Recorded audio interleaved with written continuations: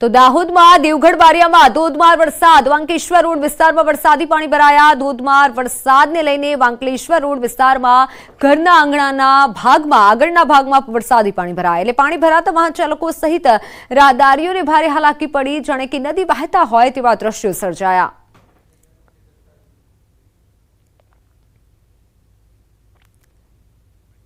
દાહોદમાં વાંકલેશ્વર રોડ બાદ રાજમહેલ રોડ પર પણ વરસાદી પાણી ભરાયા। દેવગઢ બારિયા વિસ્તારમાં ધોધમાર વરસાદ વરસ્યો હતો।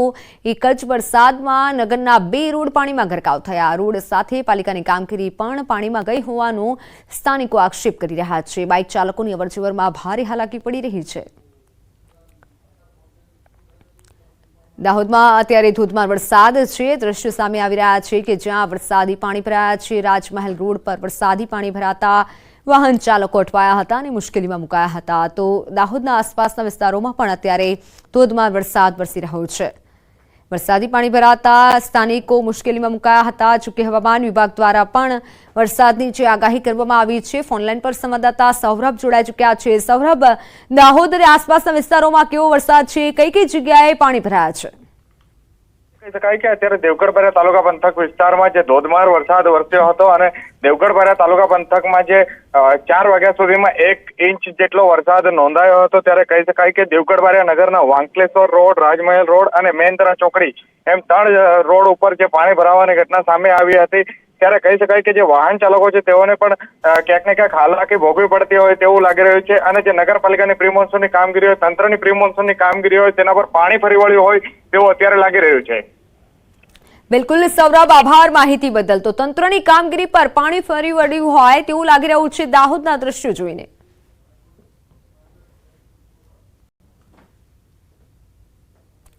છોટાઉદેપુરમાં નસવાડીમાં ધોધમાર વરસાદના પગલે રોડ રસ્તા પર પાણી ફરી વળ્યા। ખેતીલાયક વરસાદના કારણે ખેડૂતોમાં ખુશી। નસવાડી નગર સહિત આસપાસના પાલપુર, અકોના, પાલા પંથકમાં વરસાદ।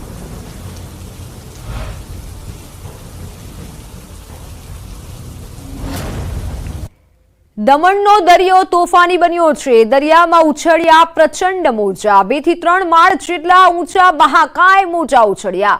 જોખમી માહોલમાં કેટલાક પર્યટકો દરિયા કિનારે ભયજનક અંતરે જોવા મળ્યા। પ્રચંડ મોજાઓની સામે ઉભા રહી પર્યટકોની જોખમી સેલ્ફી અને રીલ બનાવવામાં મશગુલ હતા પર્યટકો। દમણના દરિયા કિનારે પર્યટકો માટે હાલ પ્રતિબંધ ફરમાવાયો છે, છતાં પણ ઘણા પર્યટકો હાલ દમણ દરિયા કિનારાની મુલાકાત લઈ રહ્યા છે, વિડીયોગ્રાફી કરી રહ્યા છે, રીલ્સ બનાવી રહ્યા છે અને ફોટોગ્રાફી કરી રહ્યા છે।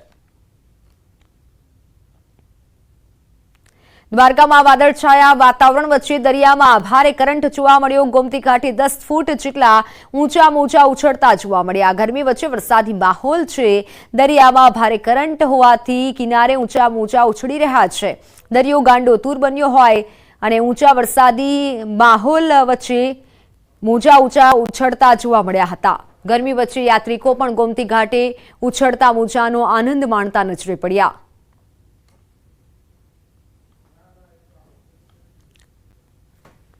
આ તરફ સુરેન્દ્રનગર જિલ્લામાં વરસાદી માહોલ છવાયો છે। લીંબડી અને ચૂડા તાલુકામાં વાતાવરણમાં પલટો આવ્યો। અસહ્ય ગરમી અને ઉકળાટ બાદ વરસાદનું આગમન થયું। લીંબડી સહિત આસપાસના ગ્રામ્ય વિસ્તારોમાં ઝરમર વરસાદ થતા ચૂડાના ગોખડવાડા, ભગોપુર, કરમળ, ચોબાળા સહિત આસપાસના ગામોમાં વરસાદ શરૂ થયો હતો। અમરેલી સાવરકુંડલામાં ધીમી ધારે વરસાદ। 2 દિવસના વિરામ બાદ આજે સાવરકુંડલા શહેરમાં વરસાદ। સવારથી જ વાદળછાયું વાતાવરણ છવાયું હતું। વરસાદ આવતા વાતાવરણમાં ઠંડક પ્રસરી હતી।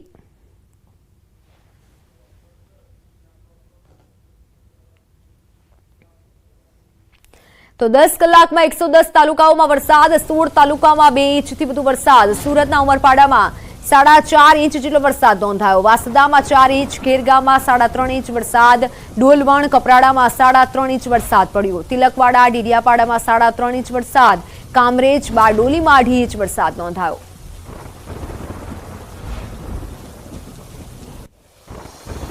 7 વાગ્યા સુધી હવામાન વિભાગની આગાહી। સૌરાષ્ટ્ર અને દક્ષિણ ગુજરાતમાં ઓરેન્જ એલર્ટ। ઉત્તર ગુજરાતના કેટલાક ભાગોમાં ઓરેન્જ એલર્ટ અપાયું છે। બનાસકાંઠા, મહેસાણામાં ભારે વરસાદની આગાહી છે। સાબરકાંઠા, પાટણમાં ઓરેન્જ એલર્ટ છે। અમદાવાદ, ગાંધીનગરમાં પણ ઓરેન્જ એલર્ટ આપવામાં આવ્યું છે। 7 વાગ્યા સુધી ભારે વરસાદ થઈ શકે છે।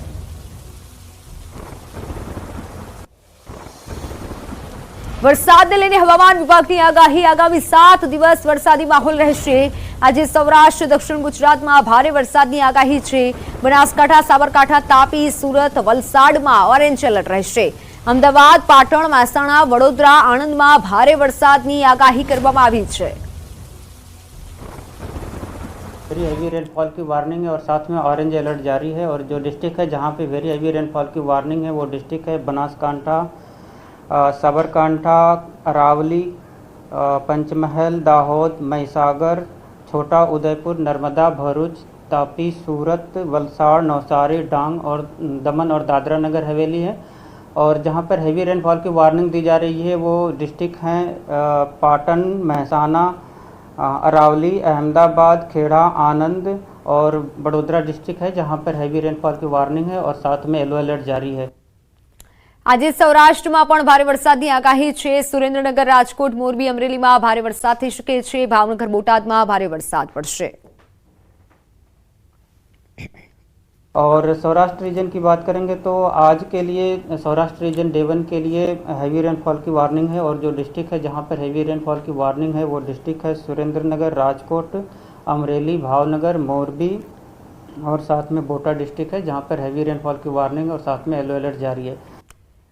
હજુ તો ચોમાસું બેઠું જ છે, ત્યાં તો ખેડૂતોને રાતા પાણીએ રોવાનો વારો આવ્યો છે। ગીર વિસ્તારમાં આગોતરા વાવેલી મગફળીના પાકમાં સુકારાનો રોગ આવ્યો છે અને ખેતરોમાં મગફળીના છોડ ઉપરથી જ સુકાઈ ગયા છે અને મગફળીના પત્તા પીળા કલરના થવા લાગ્યા છે અને જેને લઈને ખેડૂતો ફરી એકવાર ચિંતામાં મુકાયા છે। મહત્વનું છે, ગીર સોમનાથ જિલ્લામાં પિયત માટે પાણીની સારી એવી સુવિધા હોવાના લીધે અનેક ખેડૂતોએ આગોતરા મગફળીનું વાવેતર કર્યું હતું, પરંતુ આગોતરા મગફળીમાં ચોમાસા દરમિયાન યોગ્ય વરસાદ ન થવાના કારણે હાલ સુકારા નામનો રોગ ફેલાયો છે।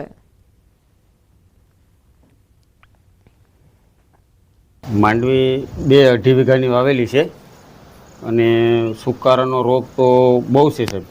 લગભગ માંડવી હવા મહિનાની માંડવી થઈ ગઈ અને એગ્રાવેથી દવા પણ નાખી અમે। બિયામાં પટ મારવાની દવા આવે એનાથી કે એગ્રોવાળા કે ઊંચી આવે એનાથી પણ કંઈ અમને રાહત છે નહીં અને ખેતર આમ ખાલી થવા આવ્યું છે। તમે જોવો છો આ ડાળા સુકાઈ જાય, 1-1, 2-2, 4-4 છોડવા સુકાઈ જાય, હાથ 2-2 હાથના ખાલા પડી ગયા। ગીર સોમનાથ જિલ્લામાં ક્યાંક ભારે તો ક્યાંક ધીમી ધારે વરસાદ વરસ્યો છે। જ્યારે ઉના અને ગીર ગઢડા તાલુકામાં નવજીવો વરસાદ થયો, જેના કારણે આગોતરી મગફળીમાં સુકારા નામનો રોગની શરૂઆત થઈ તો કોડીનાર તાલુકાના પણ ઘણા ખરા ગામોમાં મગફળીમાં સુકારો જોવા મળી રહ્યો છે। આથી મગફળીનો પાક સદંતર નિષ્ફળ જવાની દહેશત વ્યાપી છે, જેના કારણે ધરતીપુત્રો ચિંતાતુર બન્યા છે। ગીર સોમનાથ જિલ્લામાં કુલ 48,000 હેક્ટરમાં મગફળીનું વાવેતર થયું છે અને જેમાં 24,000 હેક્ટરમાં આગોતરા મગફળીનું વાવેતર થયું છે, જેમાં હાલ તો કોડીનાર તાલુકાના ગ્રામ્ય પંથકમાં થયેલા મગફળીના વાવેતરમાં સુકારો આવતા ખેડૂતો પરેશાન થયા છે। 1 મહિનાની ઉપરની માંડવી છે, મગફળી છે।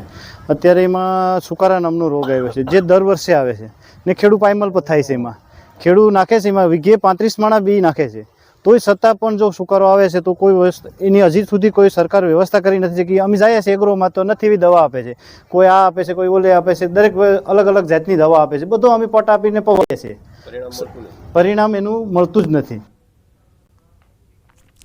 ખેડૂતોના જણાવ્યા પ્રમાણે તમામ દવાઓનો ઉપયોગ કરવા છતાં રોગ જતો નથી, ત્યારે આ રોગના નિયંત્રણ માટે શું કરવું તે અંગે કૃષિ વૈજ્ઞાનિક રમેશભાઈ રાઠોડનું કહેવું છે, તે સાંભળો। આગોતરું જે વાવેતર કરે છે અને ખાસ કરીને પિયતની સગવડનો હોય, વરસાદ થોડોક લંબાતો હોય તો ત્યાં સુકારાનો પ્રશ્ન, ઊભા ડાળા સુકાઈ જતા હોય, લંગાઈ જતા હોય, છોડ ખેંચવામાં આવે તો મૂળની અંદર કાળી ફૂગ જોવા મળે। આનું નિયંત્રણ ખાસ કરીને કરવું હોય તો જૈવિક નિયંત્રક આની અંદર ખૂબ સારું કામ કરશે અને એમાં ટ્રાઇકોડર્મા અને સ્યુડોમોનાસ આ બંને જૈવિક જે ફૂગનાશકો છે, એક ખાસ કરીને એકરની અંદર 2 કિલો ટ્રાઇકોડર્મા અને 1 કિલો સ્યુડોમોનાસ મિક્સ કરી સાંજના સમયે ભેજ હોય ત્યારે જમીનની અંદર જો આપવામાં આવે અને ખાસ કરીને એડીના ખોળ અથવા છાણિયા ખાતર કે વર્મી કમ્પોસ્ટ સાથે આપવામાં આવે તો ખૂબ સારા પરિણામો મળે। રાજ્યમાં પ્રથમ વરસાદમાં જ કેટલાક લોકો ભારે મુશ્કેલીમાં મુકાયા છે। બનાસકાંઠા જિલ્લામાં પણ પ્રથમ વરસાદે હાલાકી સર્જી છે। વડગામના જલોત્રા ગામે પડેલા સામાન્ય વરસાદમાં 4 મહિના પહેલા બનાવેલા સરકારી આવાસના મકાનોના હાલ બેહાલ થયા છે। સામાન્ય વરસાદમાં જ 4 થી વધુ આવાસના આસપાસની જમીન ધસી પડી તો મકાનના પાયા ખુલ્લા પડી જતા પાયામાં સિમેન્ટ વગર ફક્ત રેતીનું ચણતર કરાયું હોવાનું સામે આવ્યું। ક્યાંક પગથિયાઓ તૂટી ગયા, અલગ થઈ ગયા છે, તો ક્યાંક ગટર લાઇનની પાઇપલાઇન ધોવાઈ અને અલગ પડી ગઈ. આવાસમાં ભ્રષ્ટાચારના કારણે ગરીબ લાભાર્થીઓ મુશ્કેલીમાં મુકાયા છે. તો મોટાભાગના સરકારી આવાસોમાં તિરાડો પડી પાણી ટપકતું હોવાથી મકાનોનું કામ હલકી ગુણવત્તાનું કરાયું હોવાનો આક્ષેપ છે. રહીશોને મકાન પડી જવાનો ભય સતત સતાવી રહ્યો છે, ત્યારે તેઓ નાના બાળકો સાથે અન્ય જગ્યાએ રહેવા જવા મજબૂર બન્યા છે. લાભાર્થીઓ તેમને નવું મજબૂત મકાન બનાવી આપવાની માંગ કરી રહ્યા છે. 2 ઇંચ વરસાદમાં 2 ફૂટ પાણી અહીંયા ભરાઈ ગયું. પાણી જવાની કઈ જગ્યા નથી. પાણી એના હાથે નીકળી ગયું અને 4 ઘર પડવાની સંભાવના છે. એના કારણે બધા જે સોસાયટીમાં વધારે તો નહીં પણ વધારે 40 ઘરવાળા એટલા એક જ લાઈનમાં 40 ઘરવાળા એટલા બીવાય છે કે ભાઈ હવે આ ઘરમાં રહેવા જેવું નથી. આ મકાન બનાવે છે પણ કામ બરાબર કર્યું નથી.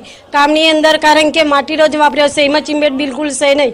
અને અમારે આ ગામમાં આજે વરસાદ તો પહેલો જ પડ્યો છે. પહેલા વરસાદમાં આ ઘર ધોવરાઈ ગયું છે અને અમારે દિવસ છે તે અમે બચીએ છીએ, રાત્રે હોય તો અમારા બચ્ચા અમે બધા મરી ગયેલા છીએ ને. એટલે સરકારને અમારે કહેવું એવું માન્ય છે કે આ મકાન બહુ જ કમ કરાવો અને સરસ બનાવો. પહેલો જ વરસાદ સદવીમાં આટલું થયું તો હજુ વધારે થશે તો આની શું હાલત થશે. એટલે નાના નાના છોકરા લઈને આટલો વરસાદ પડ્યો તો છોકરા લઈને બીજે રહેવા જતા રહે ચાલુ વરસાદમાં. જો આટલા વરસાદમાં આવું થયું તો વધારે થશે તો હજુ શું થશે. તો સરકારને એટલી વિનંતી કે આ હાડા ઘર બની હાલે. બનાસકાંઠા જિલ્લાના પાલનપુર તાલુકાના જલોત્રા ગામની સીમમાં 4 મહિના પહેલા સરકારી આવાસમાં યોજનામાં જે મકાનો બન્યા હતા તેના હાલ બેહાલ થયા છે. આપને દ્રશ્યો બતાવીશ. આપ દ્રશ્યોમાં જોઈ શકો છો કે 4 મહિના પહેલા જે સરકારી આવાસ યોજનામાં જે મકાનો બન્યા હતા તેના હાલ બેહાલ થયા છે. પહેલો વરસાદ છે અહીંયા માત્ર 2 ઇંચ જેટલો વરસાદ વરસ્યો છે.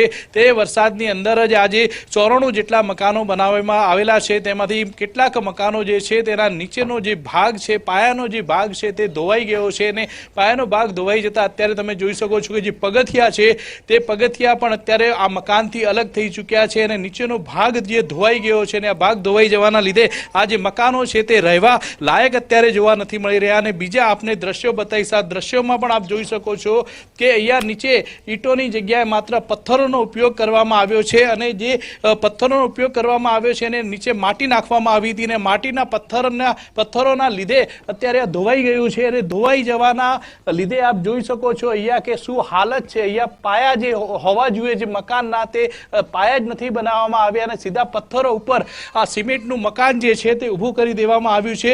બીજા પણ આપને દ્રશ્યો બતાવીશ કે આપ જોઈ શકો છો કે નીચેથી આ પાણી જે રીતે આવ્યું વરસાદી અને તેના લીધે પાણીના લીધે જે પથ્થરો જે છે તે નીચેથી અત્યારે નીકળી રહ્યા છે અને જેમ જેમ આ પથ્થરો નીકળી રહ્યા છે તેમ તેમ આ મકાન અત્યારે જમીનની અંદર ધસી રહ્યું છે. આમ આ 91 જેટલા મકાનો અહીંયા બનાવવામાં આવ્યા હતા અને આ તમામ મકાનોમાંથી મોટાભાગના મકાનોની હાલત જે છે તે અત્યારે આપ જોઈ શકો છો. પ્રથમ વરસાદની અંદર જ આજે તમામ જે મકાનો છે તે મકાનોના હાલ બેહાલ થયા છે. જે અહીંના લોકો છે તે લોકોનું કહેવું છે કે અમે આ મકાનોની અંદર રહેવા નથી માંગતા કારણ કે અમે આ મકાનમાં રહીએ તો આ મકાન ગમે ત્યારે ધરાશય થઈ શકે છે. જે તમામ મકાનો છે, જે તમામ મકાનોના જે ધાબા બનાવવામાં આવ્યા છે ત્યાંથી પણ પાણી ટપકી રહ્યું છે. હવે જોવાનું એ રહેશે કે આ જે સંસ્થા દ્વારા મકાનો બનાવવામાં આવ્યા છે તે સંસ્થા સામે કાર્યવાહી થાય છે કે નહીં. કિશોર તુવર, ન્યૂઝ 18 ગુજરાતી, બનાસકાંઠા. ડાંગના વઘઈ તાલુકાના ડુંગરડા બેસકાતરી રોડને જોડતા માર્ગ પર જર્જરિત બ્રિજના કારણે પુલ અવરજવર માટે બંધ કરવામાં આવ્યો, જેના કારણે સ્થાનિકો અને વેપારીઓને ભારે મુશ્કેલીનો સામનો કરવો પડ્યો. બ્રિજ રિપેરિંગ કરાયા બાદ ખુલ્લો મુકાયો હતો, પરંતુ 1 વર્ષ બાદ ફરીથી જર્જરિત થતા બંધ કરવામાં આવ્યો, જેના કારણે ભારે વરસાદના કારણે ભારે વાહનોને વઘઈ, પીપરી, કાલીબેલ, ભાસી કાતરી પરથી વૈકલ્પિક માર્ગ અપનાવી જવું પડે છે. ઘણા સમયથી બ્રિજ જર્જરિત હોવાના કારણે ત્યાં નવો બ્રિજ બને તેવી સ્થાનિકો માંગ કરી રહ્યા છે.